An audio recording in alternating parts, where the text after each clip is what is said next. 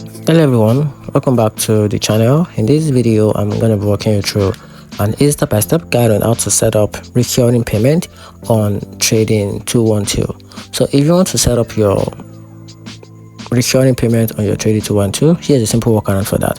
So the first thing to do is your step one is open the Trading 212 app on your phone and log in into your account.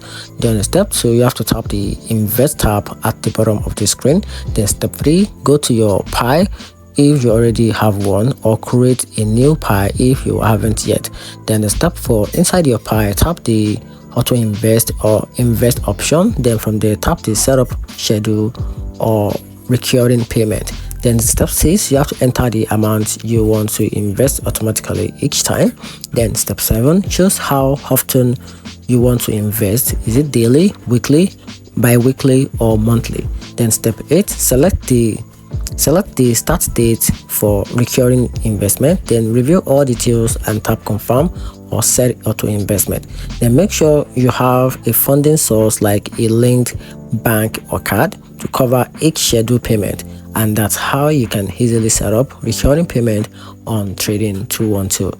Hope you find the video helpful. If you did, turn on the notification button and subscribe for more guide.